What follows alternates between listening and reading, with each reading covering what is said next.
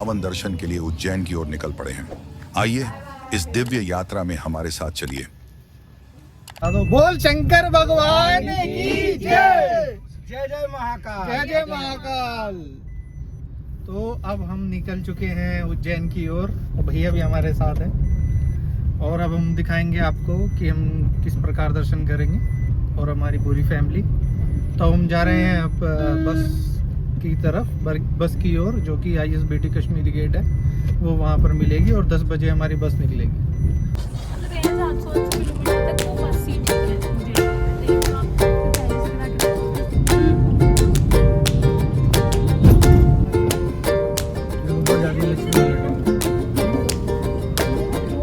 Cab वाले ने हमें कश्मीरी गेट पर उतार दिया। अब यहाँ से हमारी महाकाल यात्रा का अगला सफर शुरू होता है। अब मैं बस लेने के लिए अंदर जा रहा हूँ। यहीं से हमारी उज्जैन की यात्रा आगे बढ़ेगी। हम बस का इंतजार कर रहे थे तो सोचा रास्ते के लिए कुछ चिप्स भी ले लेते हैं। सफर लंबा है, बीच में भूख लगेगी तो यही काम आएंगे। अब हम बस के अंदर पहुंच चुके थे और अपनी सीटें देख रहे थे। बस काफी साफ सुथरी और आरामदायक थी। हमारे साथ चाची भी थीं और वे भी इस सफर का खूब आनंद ले रही थीं। अच्छी लगी। चाची कैसी लगी? उससे उदयपुर वाली से बढ़िया है। बहुत अच्छी है। शंकर भगवान की जय। हम घर से ही खाना बनाकर लाए थे, इसलिए बस में बैठकर आराम से वहीं खाना खाया। घर के खाने का स्वाद सफर को और भी खास बना देता है। रास्ते में बस एक छोटे से ब्रेक के लिए रुकी ताकि सभी फ्रेश होकर चाय पानी कर सकें। आधा सफर पूरा हो चुका था।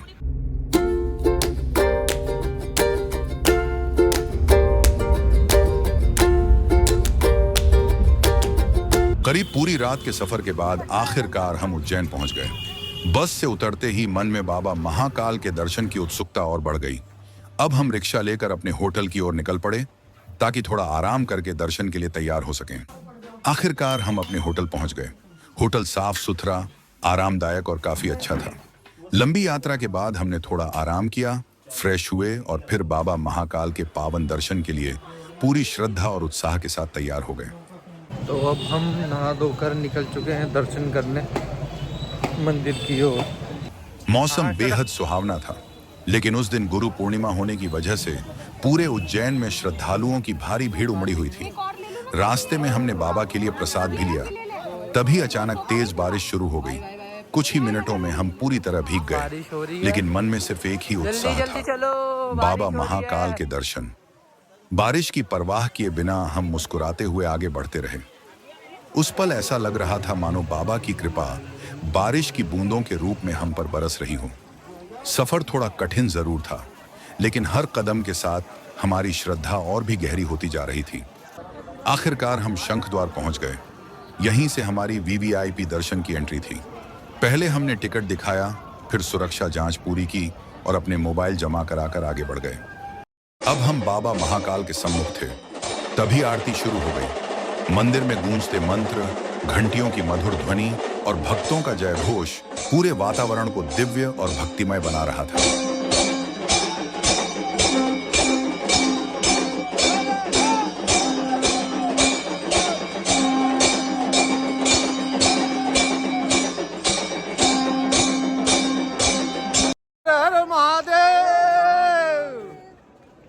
बहुत बढ़िया दर्शन हुए, बहुत बढ़िया, बहुत सुंदर। बहुत सुंदर। अच्छा अच्छी कैसे हुए? बहुत अच्छे दर्शन हुए, कभी सोचा भी नहीं था सपने में इतने अच्छे दर्शन हुए। बाबा महाकाल के दिव्य दर्शन के बाद हम होटल की ओर लौट आए। वहां आराम से भोजन किया। पूरे मंदिर की भव्यता, दिव्यता और अद्भुत सुंदरता देखकर मन सचमुच आनंद और श्रद्धा से भर गया। अगली सुबह हम जल्दी उठकर तैयार हुए और उज्जैन के कुछ प्रसिद्ध मंदिरों के दर्शन के लिए निकल पड़े। सबसे पहले हमने कई पवित्र मंदिरों में माथा टेका और वहां की शांत भक्तिमय ऊर्जा का अनुभव किया। इसके बाद हम श्री काल भैरव मंदिर पहुंचे। मान्यता है कि बाबा महाकाल के दर्शन के साथ काल भैरव के दर्शन भी अवश्य करने चाहिए। मंदिर की भव्यता, प्राचीन वास्तुकला और चारों ओर गूंजते हर हर महादेव के जय घोष ने मन को मंत्रमुग्ध कर दिया। यहाँ का वातावरण इतना दिव्य और सुंदर था कि हर पल यादगार बन गया। सच में यह अनुभव जीवन भर याद रहने वाला था।